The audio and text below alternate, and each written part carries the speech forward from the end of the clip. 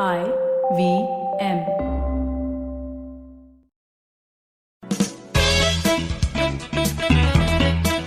Welcome to Audiogyan with Kedar Nimkar, a podcast that documents insightful conversations with Indian designers, artists, musicians, writers, thinkers, and creatives of all types. Catch us on iTunes or visit audiogyan.com for more Gyan sessions. Here's your host, Kedar Nimkar. Today I have Jay Dutta back with us on Audiogyan. I recently did an interview with him discussing the role of design in startups. This episode is not a part 2 but a conversation purely on DesignUp, the totally go-to conference for design in tech.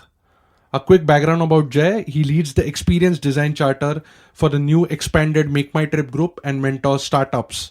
He's an AsiaPacific Lead for a non-profit IxDa and a founder curator of DesignUp Conference. So thank you, JD, for giving us your time and welcome back to Audiogyan. Thank you, Kedar. Thank you for having me here again. Yeah. And in the last episode, which we discussed about role of design, and we concluded with a conference which you have which you're a founder and a curator of, which is DesignUp. So this mainly is to discuss more about that. What is in store? What can people look up to? And what is your overall philosophy behind this? Setting up this conference. So what is DesignUp? Right. So DesignUp. Sorry, before that, I would like, before people listen to this podcast, you can log on to designup.io, just browse through the website and then probably continue listening to this podcast. Perfect. That's great. Thanks for that plug. Yeah. Thank you. Yeah. So Kedar, DesignUp is, of course, a conference. That's how it started. And I've been associated with conference for as an attendee, as a speaker, as a workshop leader for many, many years. And not that I wanted to start a conference. We had that thought, me and there was someone I'd hired in Adobe called Narayan. We did think about a Adobe conference for India, and we did do a bunch of lobbying and things. It came to nothing. We kind of left the idea at that. And in 2016, we got started again. And it started with a conference. The initial one was focused on startups. But having said that, the main thing about DesignUp is to push up the design agenda in organizations which use tech to a great extent. Okay. So I have this philosophy is that design makes tech edible. Tech by itself is nothing which can be consumed in a normal way, but design makes it useful, usable, all those sorts of things. So this, I wanted to be a curation of all those stories of how design has actually made tech edible, tech useful, usable, all of that. And I think focused largely on products, but having said that, we have services, we have non-profits, we have people who have done good stuff for social sort of enterprises and so on. So in some ways it's very broad. I think it's at the intersection of design, technology and business. And it's for what makes humans smile. How do technology makes humans more human as opposed to more droids, some machines kind of thing. So I think that was probably where it started. That's how. And to answer the question briefly, it is a conference, but I think that's the cause I talked about. And there's, of course, a community angle to it. So part of it is the community factor to it. But in a sense, I don't really see a community as a faceless mass. I very often think about the people I know, the people I've worked with, my juniors, etc. Would they enjoy this? Would they love it? Would they want to come to this? And I think for me, that probably is very important. Will they have insights to take away also? That's right. Yeah. Do they have insights? Do they have... The other thing which we talked about a lot while being in the VC was the whole notion of actionable insights. So can I take away something from a conference and start applying it back on the Monday morning that I'm at work, or maybe on Saturday itself when I'm back there, back at home, back doing the normal regular things I do. So some of them may be very inspiring, but some of them would be probably very, very actionable. So I think that's probably the other part of it, which is key. So do these, since you're the curator, you intentionally have these communicated to the speakers that we want it more actionable, or is it just in the culture itself? So I think this is something we communicate to the speakers very clearly, that at the end of the talk, you should have a few takeaways. So your talk could meander, it could tell a story, and we would love people to tell a story. Can be very visual. You do it your way. But as much as possible at the end of it all, sort of have some takeaways, maybe 3 takeaways, 5 takeaways, something that you can do and apply kind of. Correct. And if you can tell us, why did you start it? I mean, just diving deep into the why. Yeah, so in the last episode I did mention briefly, but I didn't kind of go into all the details and the depth of it. Yeah. So one reason was, of course, this whole varied understanding of design, and which is like probably some misconceptions around design in tech especially. Either you're thought of as a usability engineer or some very geeky person just moving the button left to right, or coloring a button. Buttons are like parts of our life kind of almost. But I think there's more to it. There's no UI, there's AR, VR, how do interfaces change? So there's a whole bunch of things which we were not talking about, I felt. The second thing was that I was probably dissatisfied with conferences which were happening in India. And I mean, there were some which were good, some which were not good, a lot of them which were terrible. And this could be industry bodies, private organizations, businesses. And I also felt that businesses and private organizations or large corporations were kind of forcing the design conversation. Sometimes to say, use my platform or use my product or use this or use that. Sometimes to say, okay, come to my kind of organization, etc., be a member, do this kind of thing. So I think it was almost like the design conversation, the design discourse was being taken away from designers. How do we reclaim our voices, and how do we say something for what we are, what we do, and celebrate the diversity that we do? The second thing, of course, is design in tech is a very interesting area, because no point in history have designers been able to influence such a large number of people through designs they create, both positively and negatively. So I think we need to sort of put our arm up and say, hey, designers need to be responsible. There's ethics, there is compliance, there's good stuff to be done here, and not all the negative stuff. So be aware, be a responsible citizen designer kind of thing. So in some ways, this was that platform. So one was, of course, around the startup and the different ideas people had.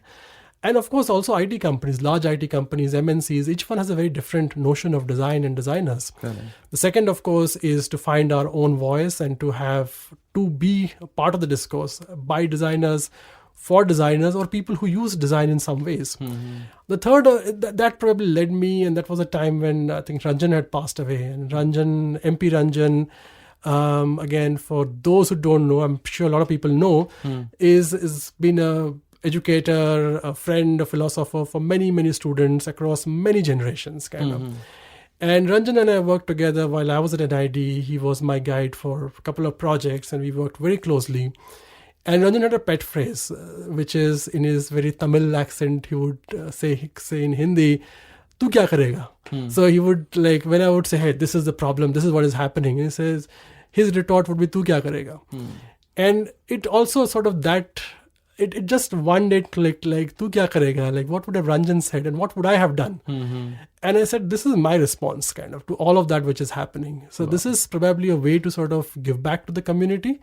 But not in the community in a larger sense, community in that sense of the people I know, the people who I think will benefit from this.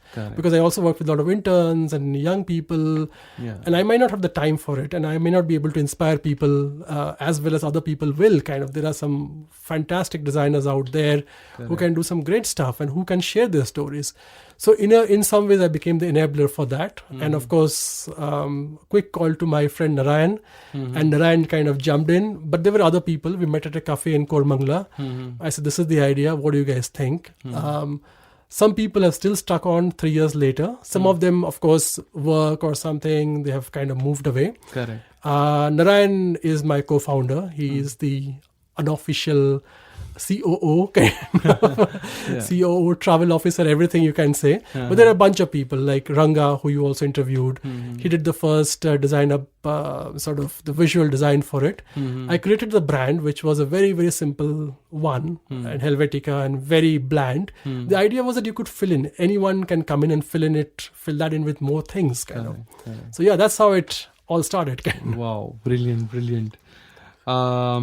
So this reminded me, because I have interviewed, which is yet to go live. I interviewed Sudhir Sharma, who's the editor and a publisher of the Pool magazine, and also was part of Elephant Design before. Yeah. So we had a discussion based on documenting stuff that is happening in India, at least in the design space. Yeah. So if you look at the Netflix documentary Abstract, there are like bunch of designers who have been documented, and Paula Scher's first design has been it is preserved in an archive mode. So do you have any thoughts on archiving these talks, these conferences, these seminars, or these workshops which you have, which could help in a longer run for people, which have a longer shelf life and becomes like a documentation, because that's also missing in India, right?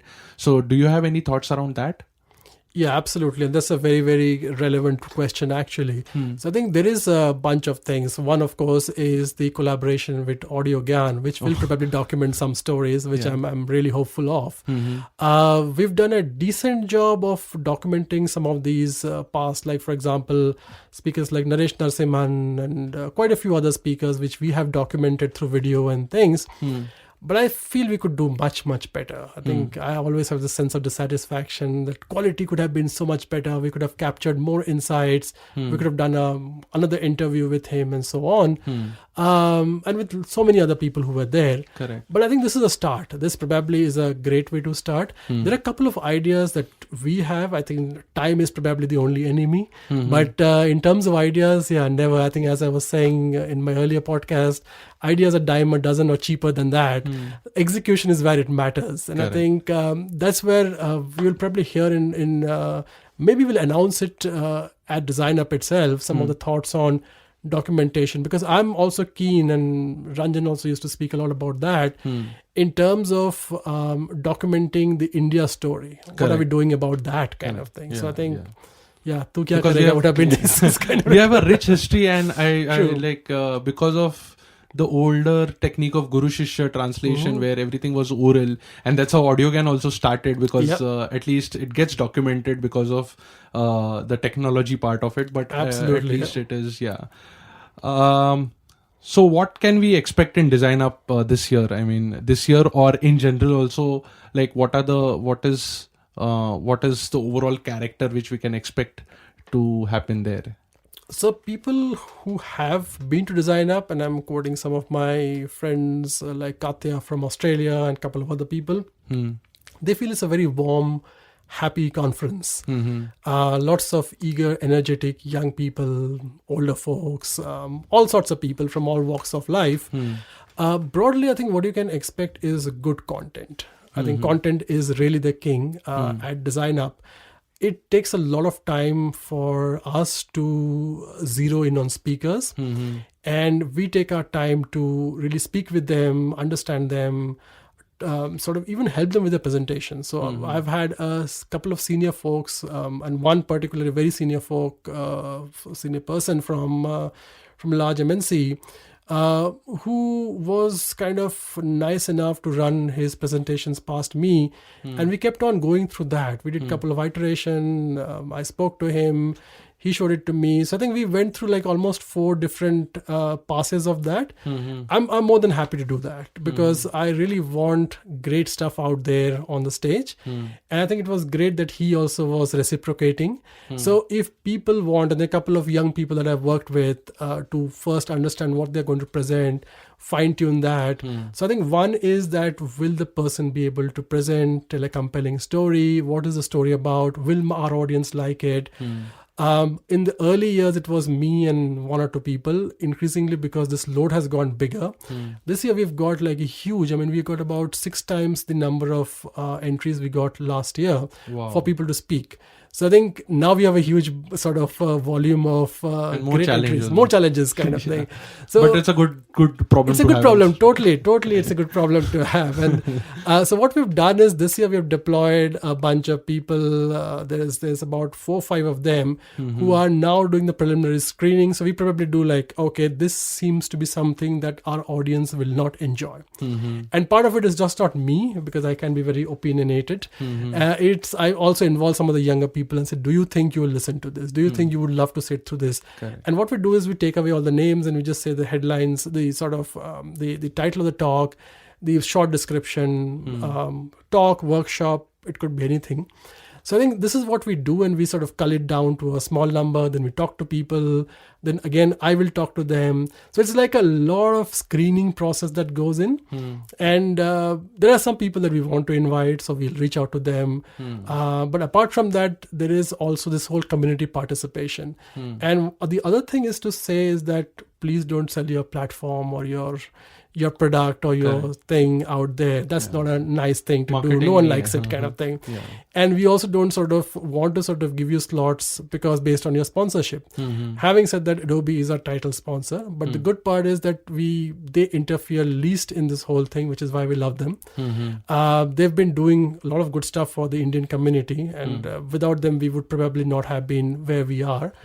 But again, the kind of speakers that we negotiate almost and they send are some of the best in the industry, like Koivin. I mean, he's a legendary sort of designer, named amongst the 50 most sort of sought after living designers. This year we have Valhead, again, someone who the community sort of really looks up to. So it's not like we'll get average designers, we'll get like some of the best of the best.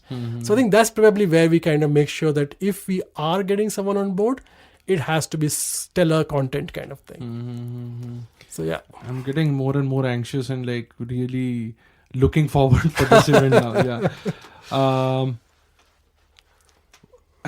This is slightly a more generic question. I mean, what according to you is the importance of like conferences like these, at least in India?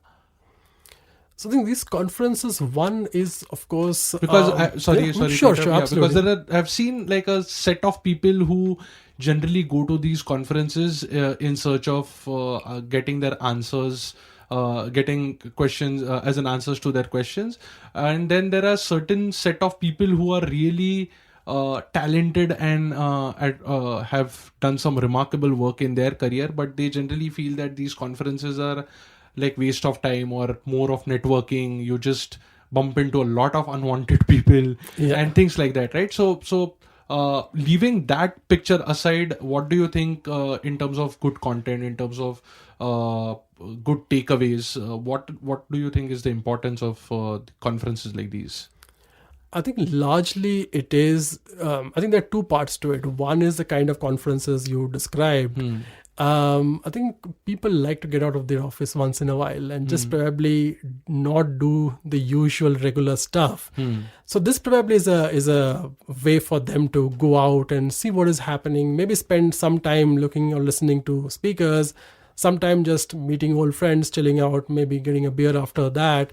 So I think that's probably one aspect of it. The way I think we think about especially DesignUp and some of the other conferences, of course, is that this is a great place for designers to meet and feel that we all share the same issues, the same problems, similar things cutting across companies. I personally feel Indian design sort of studios or companies are still more insulated kind of as such. So a guy from Book My Show may not talk to MakeMyTrip, though we have the word my kind of in the middle of it all. But I think it's very rare kind of. These are places where you can actually meet up and kind of realize, we have the same hiring problems, with the same retention problems, trying to convince managers to buy this or do that. And, we are all on this together. And I think that's very important. Leaving aside big companies like Book My Show or whatever, I think there are hundreds of smaller startups and things where there might be just 2 designers or 1 designer. I think these are absolutely invaluable for those designers to come and see, oh wow, this is my community, this is my tribe. But interestingly, in DesignUp, what I'm also seeing is a lot of product managers come in. And a lot of front-end developers also come in. So you have front-end developers, product managers, designers. It's essentially a meeting place of all those people who create products. Correct. And I think that is very important for them to talk and say, hey, this is the problem I face with designers, and hey, this is the problem I face with developers. And, that's probably a good way to sort of solve this problem. And I think when you're out of that context of your organization, this may be a good way to sort of bond as well. So I think there are multiple ways. But yeah, I think one of the reasons for starting DesignUp was that fear of having or going to those conferences where someone comes up and gives you a card and says, I offer hosting for $2,999 kind of thing.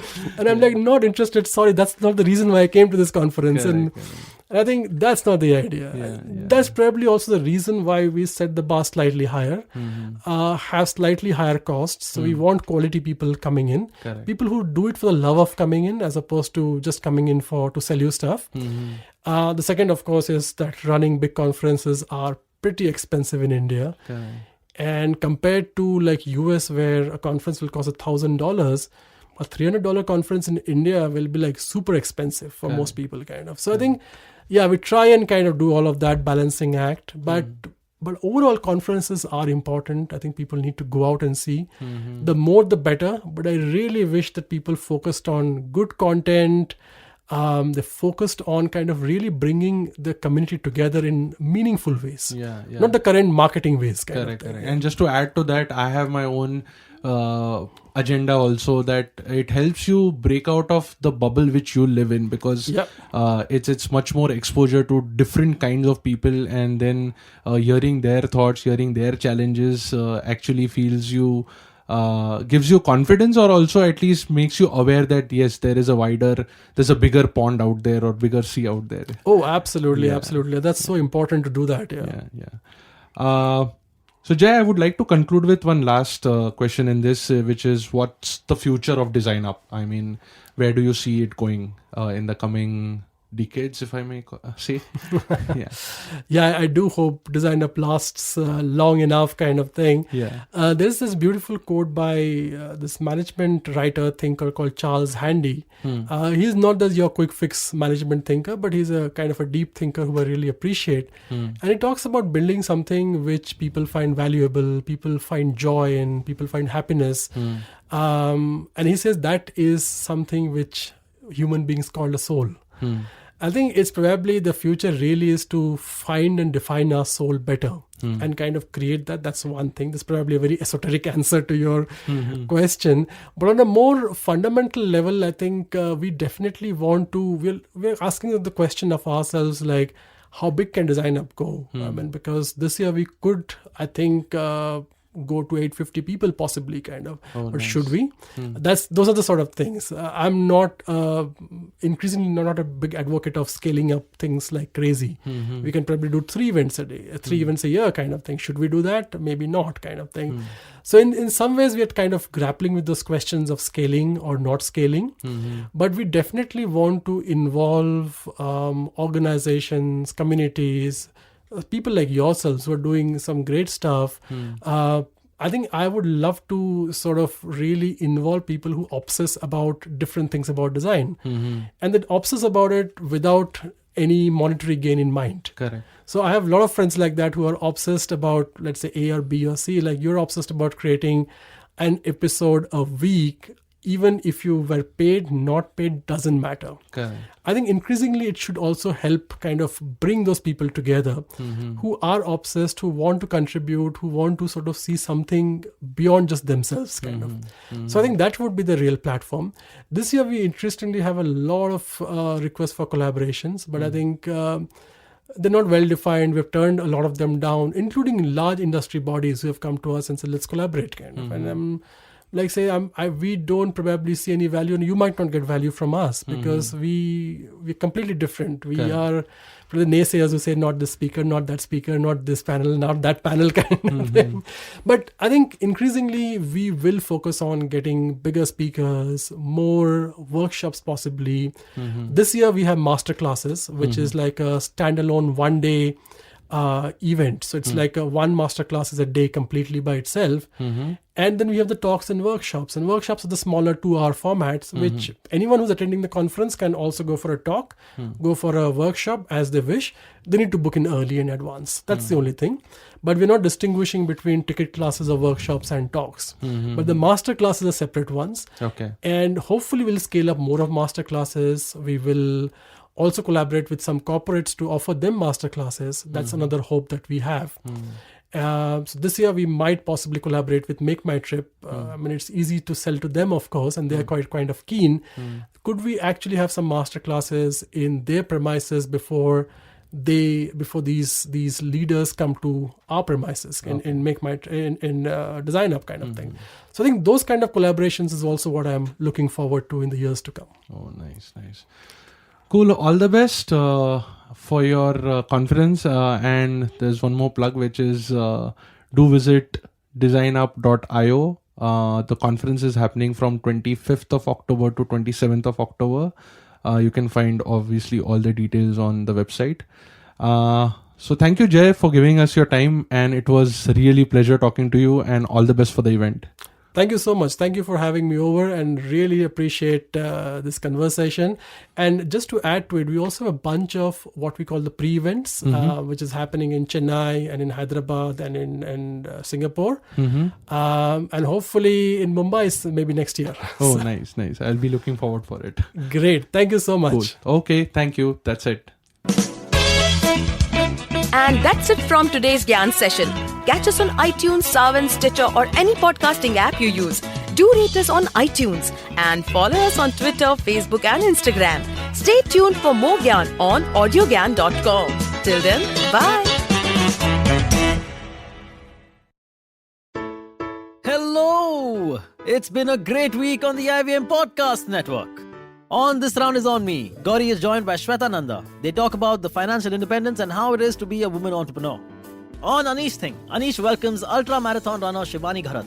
Shivani shares her journey of how she ran her first marathon, the mindset of a runner, and what it actually takes to run a full marathon. On Cock and Bull, Cyrus, Naveen, Akash and Shreyas talk about the Korean band BTS serving in the military and its repercussions.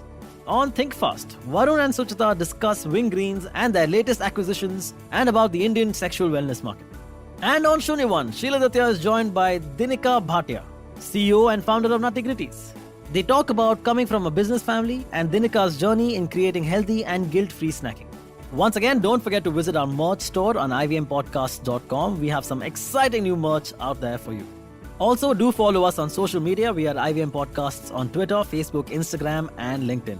And do remember to spread the word about these shows and any other shows you might be listening to. Appreciate them, rate them, and review them wherever you are listening to them. You can also check out all our other shows on youtube.com/IVM Podcasts. And finally, we would like to thank our sponsors this week: Volvo XC40 Recharge, Bumble, Heads Up for Tails, Kotak Privy League Program, and HDFC Mutual Fund. Thanks, guys. Without you, this would not be possible. Do you often find yourself surrounded by conversations about Web3, blockchain, NFTs, DAOs? What are these terms and how do they affect our future on the internet? So many questions, but don't worry, we've got answers to all your questions.